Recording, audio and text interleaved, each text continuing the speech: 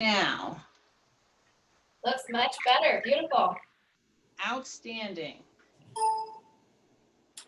Well, it sounds like we are live and ready to go. So welcome everybody to another hour of Gero Education with Dr. Maureen Nash. And this afternoon's topic is older adults with agitation and aggression, issues around management. So I am going to bow out and let Dr. Nash take it from here.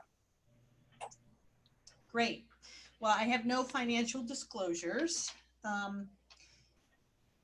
You may have seen this slide before if you've ever seen me present. It's a slide that I commonly use because we really need to reframe understanding what behavior is. And generally speaking, people's behavior is telling us about their basic needs, especially people who are distressed or upset. I want to just highlight the group of older adults who have dementia. Aggression in those with dementia occurs the vast majority of time during two different situations. When somebody is told no, or somebody tries to take something away from the person, or with personal care. Think about the personal care situation from the point of view of the person with dementia. You know, here's some stranger, you know, trying to pull my pants off and expose my body, and I don't know what to do or why they want to do it. And so, you know, from their perspective, it's a very confusing and frightening experience often. There was an interesting study done in Norway, and they looked at 2 inpatient geriatric psychiatry units and 2 nursing homes, and found that 32 out of 82 people were described as violent. Although I'm not sure what the difference in Norwegian is between aggressive and violent. The majority of the incidents were by a minority of residents, which is certainly something that I have found true in my clinical practice. It's true for falls, it's true for episodes of agitation, and it's true for aggression. What's notable about people who have dementia is that injuries are very rare. I certainly don't want to say that they aren't important and we don't have to consider them.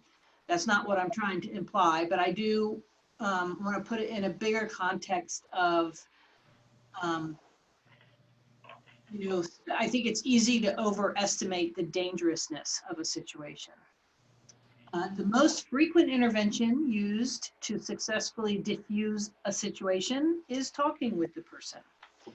So I'm just going to highlight a couple things from this Gerontological Society of America handout, and you can get this for free. You have to register for an account, but you can download this guide. It's about a 45-page, I think, 30 to 45 page guide on communicating with older adults, and it is full of little gems of knowledge. But I'm just going to highlight a couple to sort of put things in context for when you're working with older adults. It's very important to monitor and control nonverbal behavior. So pay attention to eye contact, being at the same height as the person rather than sort of standing over them, for instance. It's really important to minimize background noise. One of the things our brain does is it filters out any sort of background noise. So if there was traffic noise outside the room where you're sitting, your brain would actually work on making sure you weren't paying attention to that most of the time. But that brain function of minimizing and helping you focus on whatever it is you want to focus on doesn't work as well for older adults. So you want to minimize background noise. You want to actually minimize anything that could distract the person who may be agitated or aggressive. It's really important actually at any age, but it's super important with older adults. And when you talk to them, you want to make sure that you're facing them and that your lips are at about the same level as theirs. Even people who can't formally read lips still use that as an aid in understanding language. Sentence structure is amazingly important. And when people are already agitated or aggressive or on the verge of aggression, you know, the key is you want to shorten your sentences and you want to be as concrete as possible. And this is just an example of to talk about somebody who's having pain. If you sort of take the airplane view, what you can see is the last bullet point is much shorter. There's 3 short sentences, and they're all pretty concrete. You have arthritis. The arthritis is in your hip. Arthritis causes pain when you walk. Rather than going into a whole long explanation. And in a medical environment, we can really get caught up in trying to get to the end result. And so sometimes we sort of throw everything in a sentence. And when somebody is agitated and you're concerned that they might be aggressive, you really want to focus on your language and keep it as short and concrete as possible. Whenever you're talking to somebody who has dementia, and in fact, this is good advice for whenever you're talking to anybody, maintain a positive tone. The key thing is when people have a brain problem, so that would be people who've had a stroke, people who are delirious, people who have dementia, people who have certain mental illnesses, though not all mental illnesses. They, the tone of voice is key in how people interpret what your intent is. Because no matter what you're saying or doing, what people are reacting to is what they think your intent towards them is. And the most likely time somebody is to be aggressive is when they think you are going to do them or somebody or something they care about harm. People make judgments about your intentions. You know what your intentions are, but other people don't, and people whose brains are not functioning at their best, really the tone of voice and the positive, being positive is very key. And one of the key things is sometimes you need to leave the room and you can come back a couple minutes later. And if it's somebody who has dementia, you can start all over. So an interaction is starting to get heated, a person is starting to get agitated, you're concerned they're going to get aggressive, rather than just continuing the interaction. A lot of times it's good to say, Mrs. Smith, Mr. Jones, I'll be right back. I need to go take care of one important thing, or I need to go check on some information for you, or you leave and come back a couple minutes later. And the key thing is to realize that you're going to remember everything that happened during the interaction that just occurred. But the person with dementia, they may still be somewhat agitated, but they may very well not remember that you were just in there having an interaction that was getting them agitated. So starting over, oh, Mr. Jones, it is so good to see you. I need to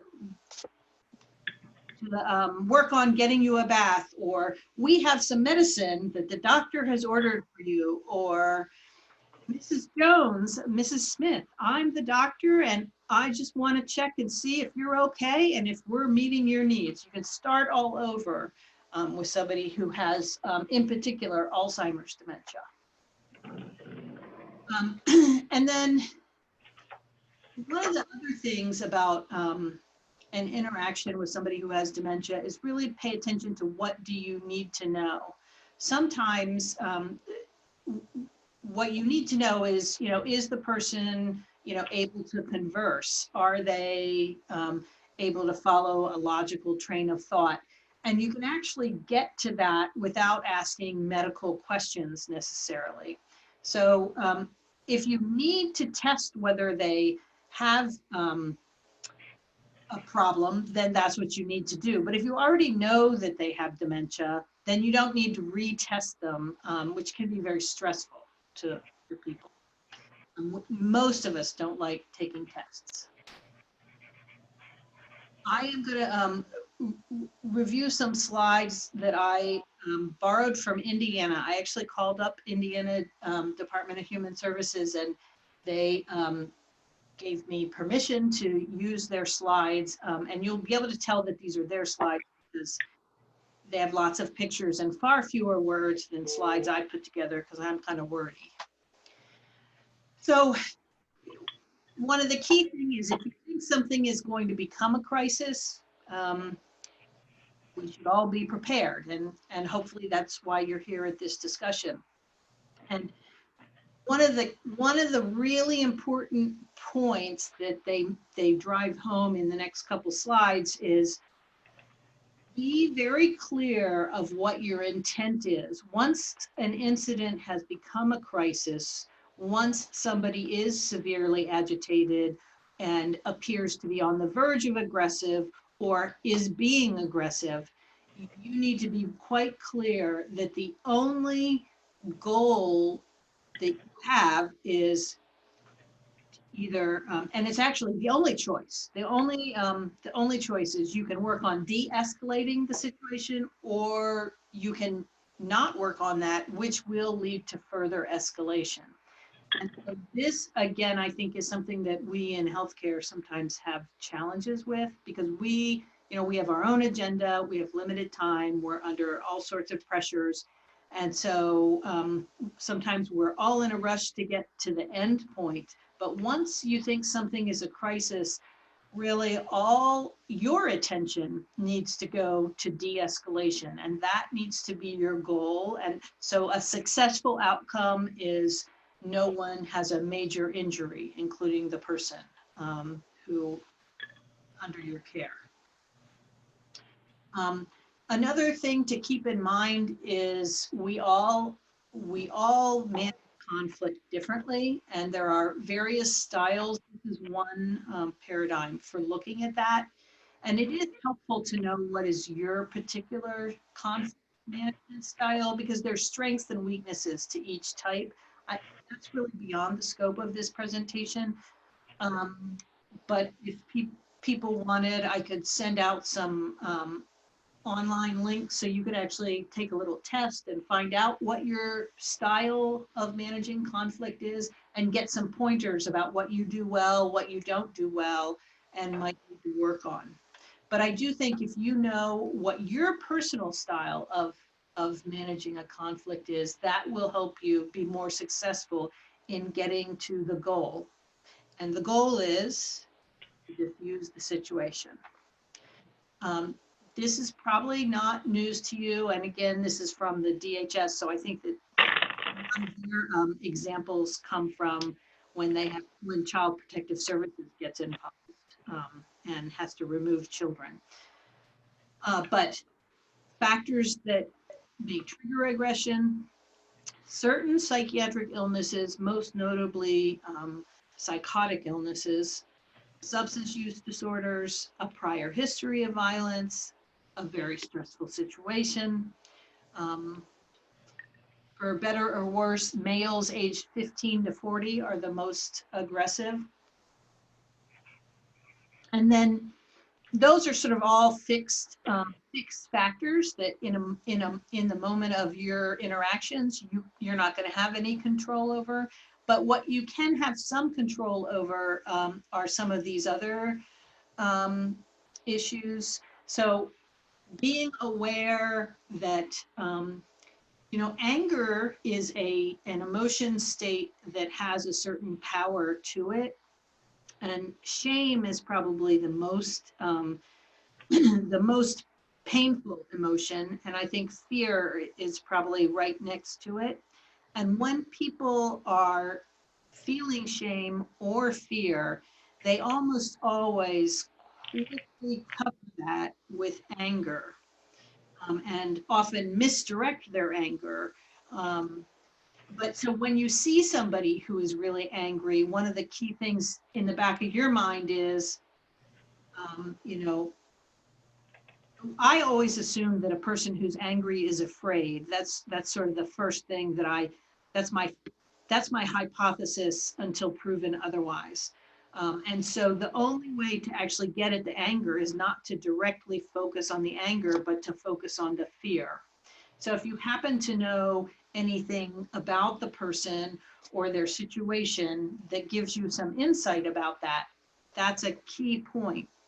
Because if somebody is afraid, but their presenting is very angry and aggressive, what you really need to do is assure them that this is a safe situation, that if we need more help, we're going to call for it, that there are people who can take control or whatever. You have to, so if somebody is there killing people in the room next door, I can hear them, what you, and the person is like ready to fight you, to go next door to fight whoever's in that room to stop whatever their brain is telling them is going on, then what you really need to do is address it from the point of view, that's horrible.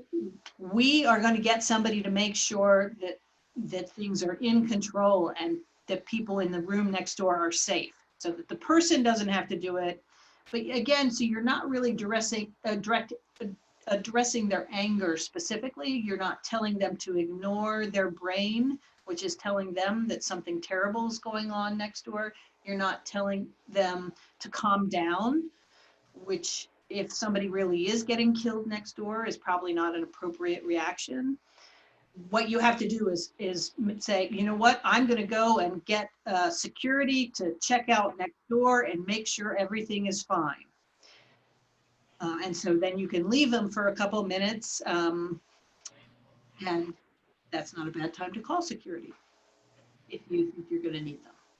But so again, it's trying to figure out what's, rather than coming at it most directly, trying to figure out what might be going on. Weapons, I'm not sure that they can trigger aggression, but they can certainly make it more dangerous. And then pain. Pain is a huge driver of aggression. And so I think keeping that in mind, and making sure if you have somebody who's in the hospital and has agitated or aggressive incidents, really think about, are they having pain, and does it need to be better managed? So, common signs of agitation, these are sort of common sense, and I'm sure you've all witnessed them. I tend to think of the emergency department as the most high risk situation in a hospital setting. And then after that comes an inpatient psychiatric unit. And then after that comes maybe an ICU if you have people in there who are actually capable of getting up and out of bed. Verbal de-escalation is a technique that anyone can learn, and it is an intervention that can be used for people with people who are at a risk for aggression. Physical force and de-escalation, and one of the things that's concerned me a little lately is it seems like healthcare is sort of moving more towards kind of a military police response to patients. And I'm not sure that makes sense in most healthcare situations. So I do think it's important to know that one should always view if a situation escalates into a place of physical force being needed, then that should be considered a failed intervention. Just like if somebody ends up in restraints, that should be considered a failed intervention. And so people, you should look at the situation and debrief and see what what things people have done that might have led to a different outcome. We can't always prevent this type of an outcome, but I think they should be viewed not as successes, but as failures. And this presentation, just like the book on communication, also focuses on tone of voice, body language, and word choice.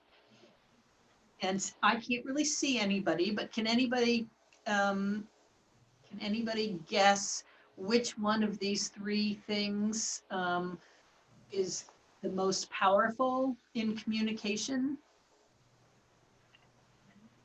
Unless you're on mute.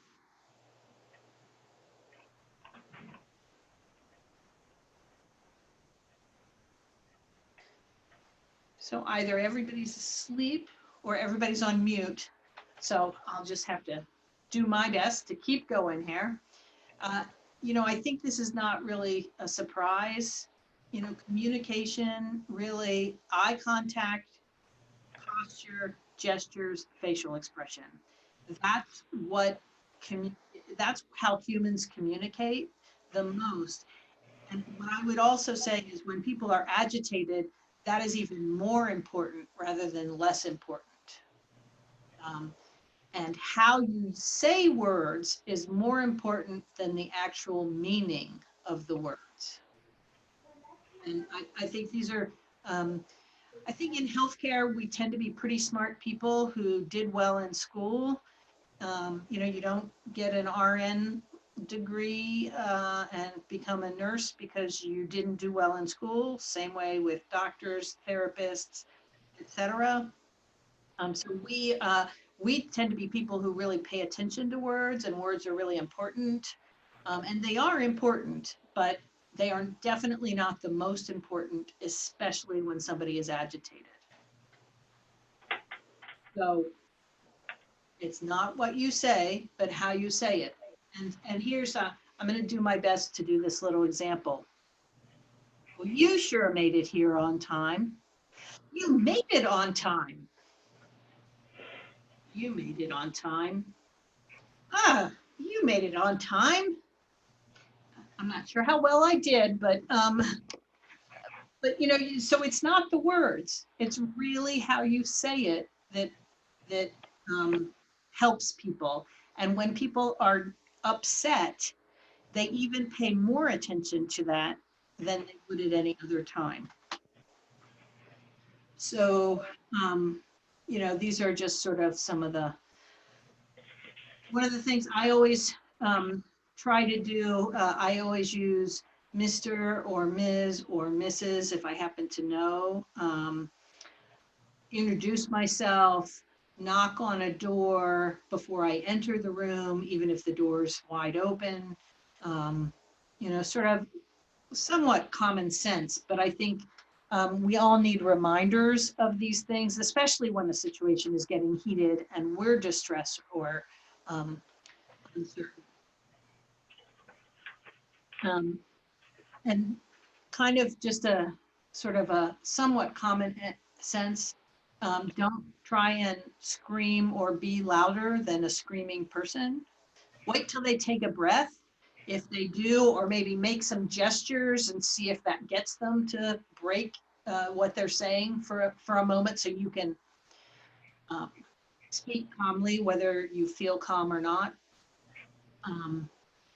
If somebody is asking a question and they're really angry, the most important thing to do is to actually answer their question rather than to tell them to not talk that way or grow up. Or what you really want to do is diffuse the situation, prevent things from escalating further. And so when somebody is asking a question, if it's a question that, especially if it's a question that's otherwise reasonable, why do I have to fill out these effing forms or whatever?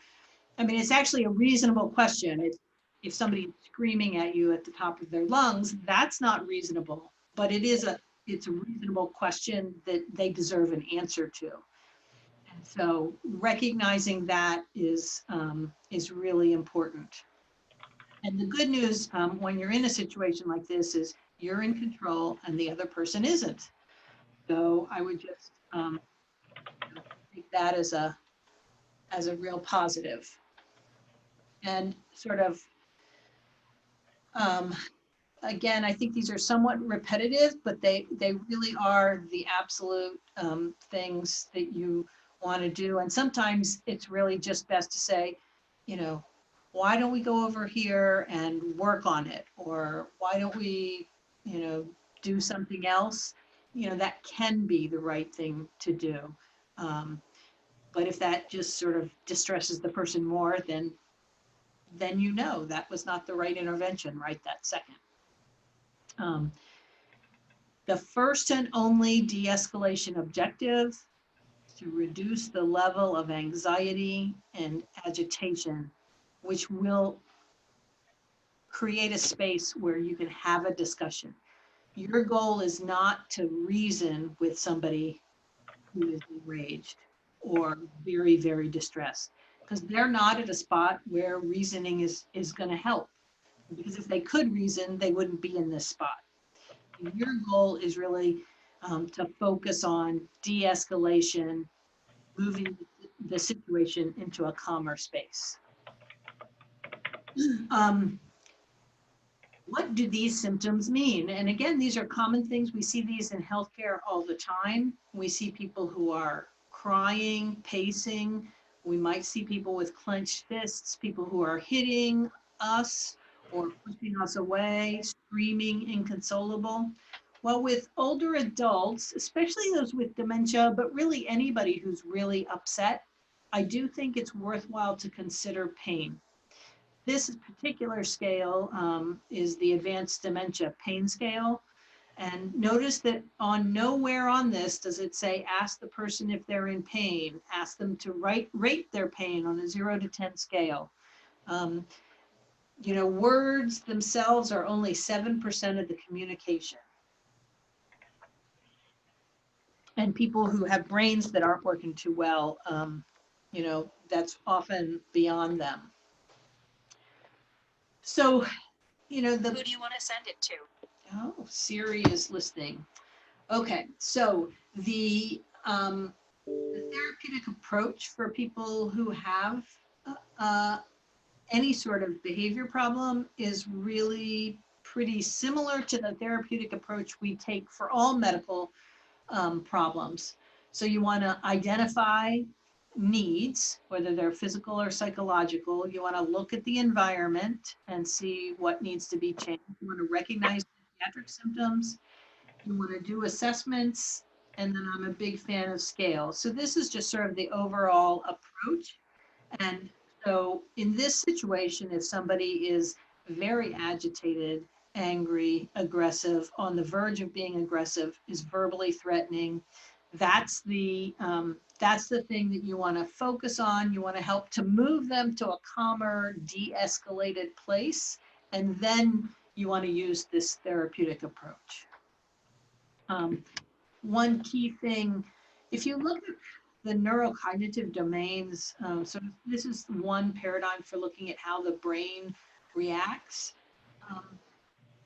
But complex attention is a really important thing that our brain does.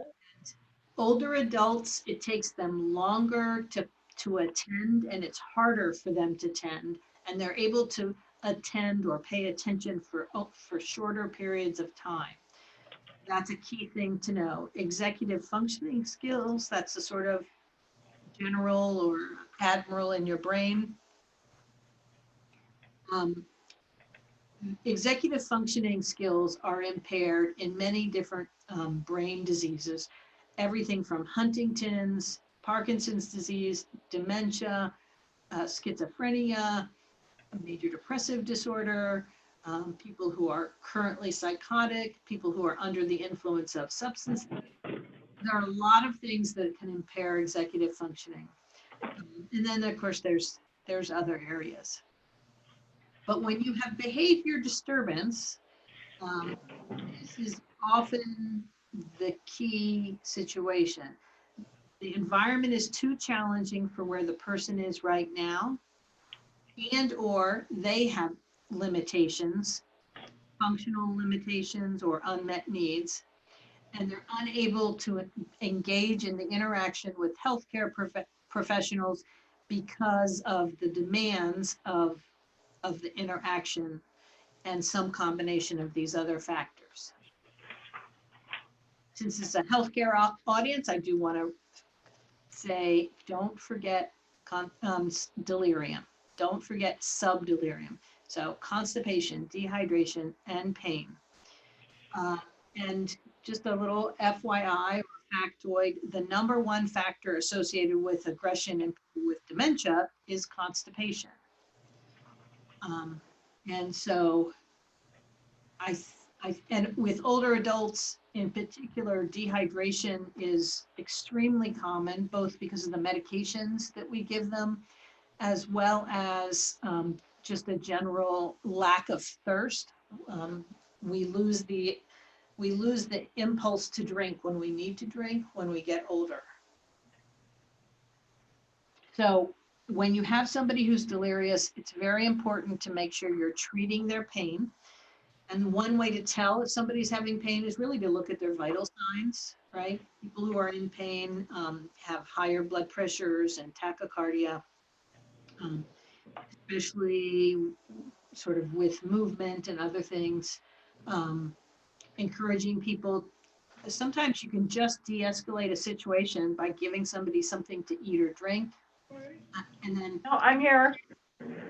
paying attention, It's in a webinar. Oh, okay. paying attention to if somebody has urinary retention. You know, those are really common problems with older adults. Other things, whenever you have somebody who's delirious, you really want to be very careful with medications that cause or worsen, excuse me for sneezing, that cause or worsen delirium. So anticholinergic meds, benzodiazepines. You want to look at drug-drug interactions. Remember to dose appropriately for renal function. We all start to lose renal function at age 30, and we lose more and more over time. And women only have 85% of the renal function that men do at baseline anyway.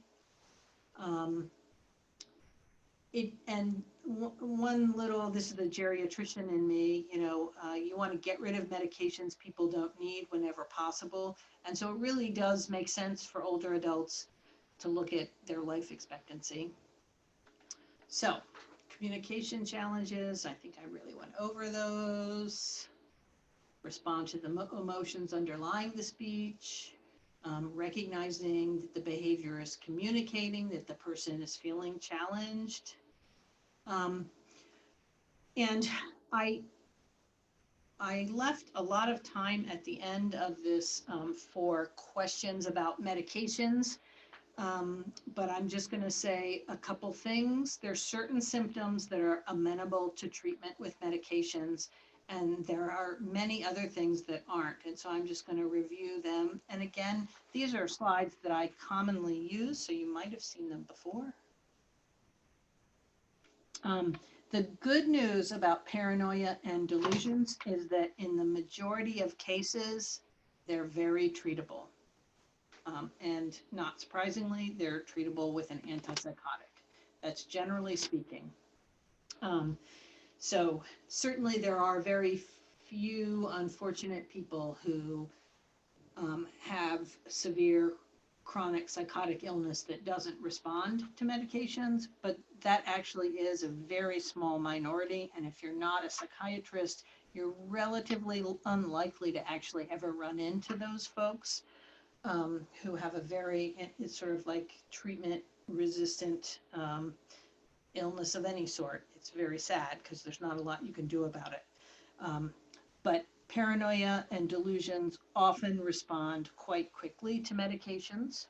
Hallucinations usually respond to medications, specifically antipsychotics, unless you have somebody with Lewy body dementia.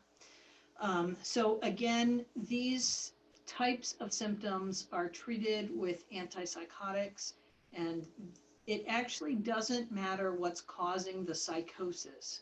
generally speaking, psychotic symptoms respond to antipsychotics. So the way the FDA looks at medications, it approves medications for specific diseases and sometimes for symptoms. There aren't any medications that are generally approved to treat psychosis, but antipsychotic medications, kind of like the name implies, they treat psychosis no matter what is causing it. So antipsychotics aren't just for people with schizophrenia. So they actually work for most people, even if you're using substances and that is what led to the psychosis. Antipsychotics, generally speaking, do work there. Depressive symptoms, if they're related to a major depressive disorder, are often very treatable. We can't always get everybody into remission or make their symptoms go away totally, but we can almost always help decrease the severity of them. Anxiety, if it's an anxiety disorder, that is quite responsive to medications that affect serotonin, generally speaking. But if somebody is anxious because of like a real life stressor, usually that is not going to benefit from a medication. Pain is quite treatable if we recognize it, and I realize that we're in an environment where everybody is concerned about the overuse of pain medications, and I think the place where that makes the most sense is when you're thinking about how many pills when you write a prescription. Rather than limiting access to pain medications for older adults, many of whom have quite a few reasons to be in pain. And then agitation, I always put that in with question marks because it really depends on what you mean by agitation and what's underlying the agitation. Certain things are not treatable with medications. Wandering isn't treatable, and putting somebody in a restrictive, locked setting sometimes makes them much more agitated and worsens the situation rather than helps. Calling out repetitively, screaming behaviors, if it's not related to pain, generally speaking, there is no medication that's going to help them. Repetitive questions, anxiety about symptoms, psychomotor agitation. Often that's related to pain, in which case treat the pain. But if it's not, it is not usually amenable to medicine. The only way to really, I mean, you can give people enough medicine to make them asleep. You can lower their blood pressure to 60/40 with meds. You can lower their blood sugar to 20 with meds. I don't recommend either of those interventions, but that's, psychomotor agitation is not something that has a specific medication that will work for it. Sleep problems, sometimes they're amenable to medications, sometimes they're not. Most sleep medicines worsen problems for older adults. So I always put that on the list of, and it's not on the list because you shouldn't think of sleep medicines for older adults, but it's on the list that it should be after you've failed 4 or 5 other things. So, Frank's a retired carpenter. He was about 6'4", kind of a big fellow. He was pretty imposing. He was at the nurse's station insisting that his car had been in the parking lot but was stolen. And he was yelling. He made a fist. He even pounded on the desk at the nurse's station. And the person who was talking with him wasn't responding to his emotions, but was sort of having a factual conversation with him. Frank, you're in the hospital.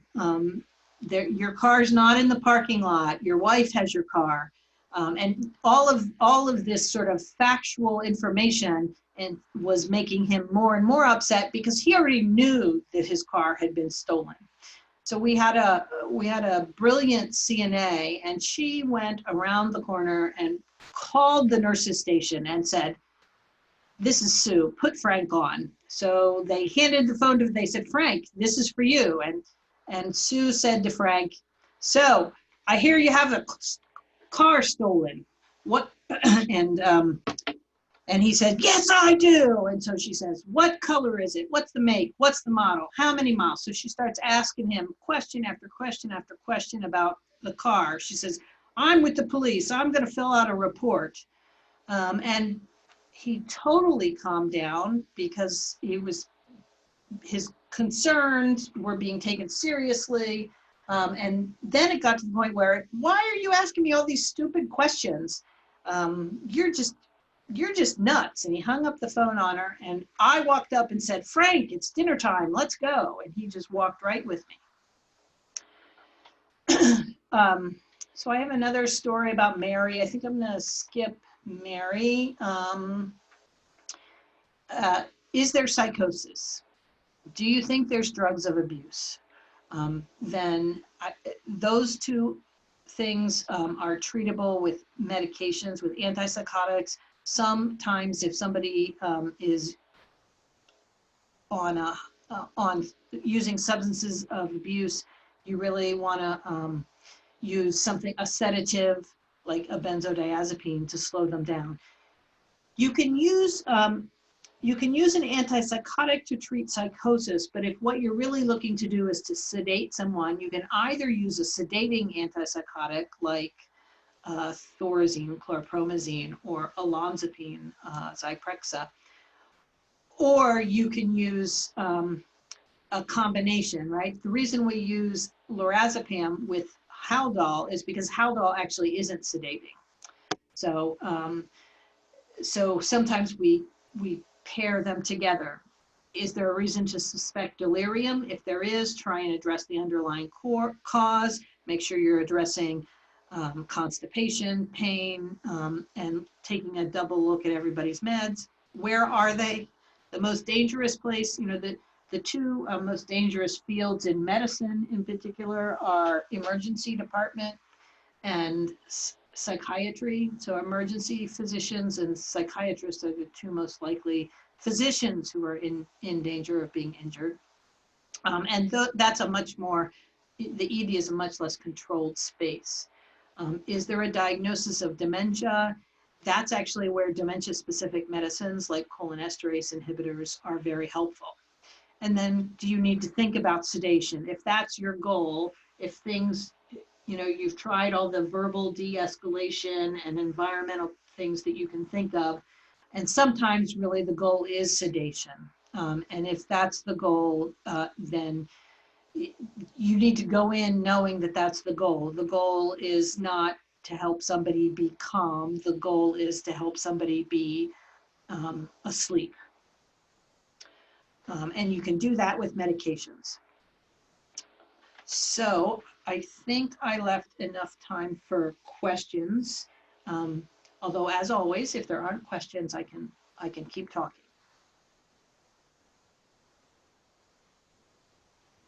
So I don't know if somebody can unmute everybody or if there's somebody who can take questions and sort of in the room at St. Charles and can organize asking them.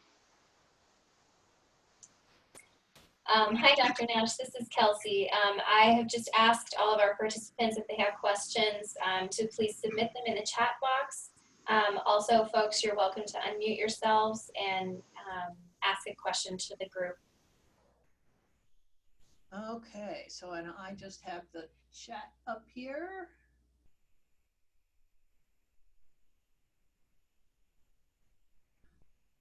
Nirmala Dar, body language. Nirmala Dar, how would you treat PSD in individuals with dementia? Well, Nirmala Dar, I would say, yes, body language is extremely important. It's one of those non-verbals. So post-traumatic stress disorder, one of the key parts that I'm not sure is always understood is it involves abnormalities in your fight or flight system. It involves abnormalities in your sympathetic nervous system. So people who have PTSD, their set point for tachycardia is different. Their set point for hypertension is different. Their set point for anger and distress is different. So they need far fewer challenges in any of those areas to lead to that. Their central nervous system just tends to overreact to things. So if somebody has post-traumatic stress disorder and is in a spot where they're very agitated and verbal de-escalation isn't working, you can use an antipsychotic if you think aggression is a very moderate or a high risk. If you think it's a lower risk, you can use an SSRI. Prazosin is a medicine that has been studied and been found to be helpful in some contexts. One thing I would say, though, is the question when somebody has dementia is, as the person develops dementia, their ability to inhibit thoughts and memories decreases. And so if this is somebody who's had lifelong PTSD, then you want to treat this like it's PTSD. If this is somebody who maybe had PTSD when they just returned from the Korean War, but haven't had problems since, then you really want to treat it like it's dementia. And so, because often it's not PTSD per se, it's the PTSD symptoms are being unmasked by the changes in the brain because of the dementia. So if somebody has Alzheimer's dementia, vascular dementia, Parkinson's disease dementia, Lewy body dementia, the treatment of choice is going to be a cholinesterase inhibitor and memantine or Namenda. And a ribostigmine or Exelon comes in a patch form. And I have seen an 85-year-old aggressive, angry person in a nursing home who was refusing to eat or drink. We put a ribostigmine patch on her, and the next day she was a whole different person. So the patch gets a blood level up quite quickly and avoids first pass metabolism in the liver for people who want to be technical. And so for people who have dementia, dementia-specific meds can be very helpful.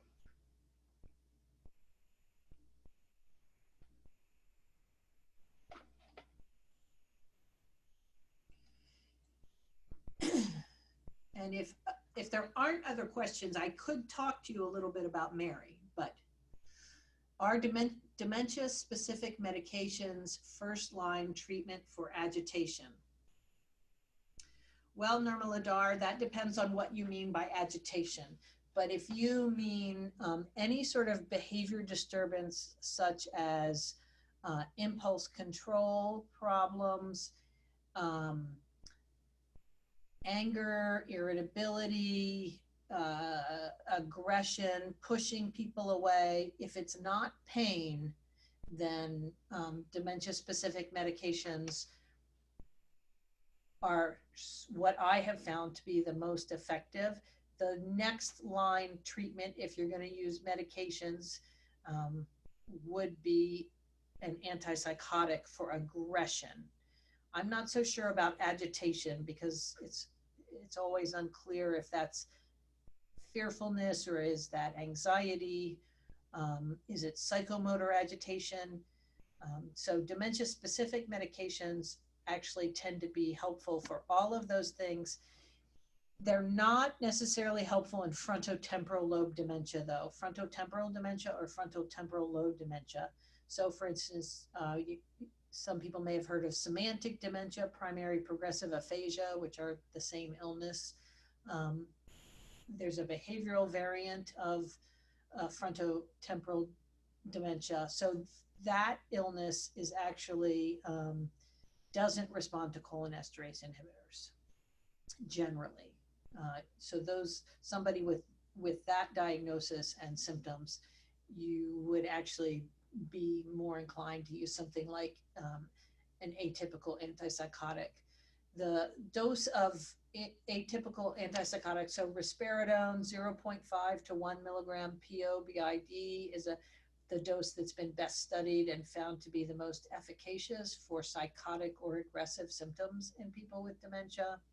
A new review just came out in JAMA, one of the JAMA journals, I think yesterday or the day before, about looking at comparisons of the limited data there is about atypical antipsychotics in people with dementia.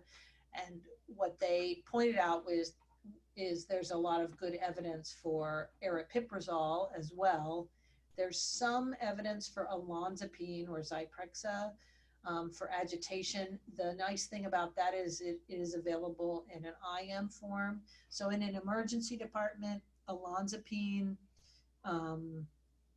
10 milligrams IM for somebody, except the most petite of persons. If somebody is really distressed, you can use ziprasidone or Geodon at 20 milligrams IM. You can use chlorpromazine or thorazine at 50 or 100 milligrams IM. I'm not sure that most people have that in their formularies anymore. You can use Haldol and Ativan if somebody is both psychotic and in a spot where you want to sedate them. How would you treat Huntington's in individuals without dementia but with aggressive behaviors? Well, I would point out that 100% of people with Huntington's disease do develop dementia pretty early in the illness, usually, actually. So somebody who has Huntington's, who is aggressive, the FDA approved therapy is Haldol. Huntington's disease is one of the few illnesses that has an FDA indication for an antipsychotic. But I've found Haldol and some of the other typical or older antipsychotics helpful for people with Huntington's. The other thing about Huntington's to remember is, as part of the illness, people can't control their movements. So you don't want to necessarily interpret every movement as aggressive. Sometimes their limbs are just moving and they can't control them. And some people with Huntington's, one of the key problems with that illness is people's brain is impaired, so they don't recognize their deficits. So they may tell you they can control their movements even when they can't. So you really have to use some common sense rather than exactly what they tell you.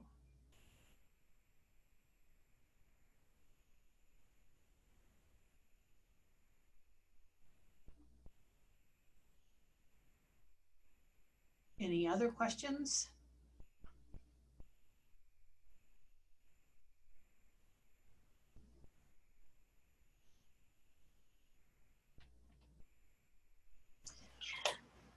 Well, thank you. I think we've come to the end of our time, and I want to be respectful and hold us just to that hour.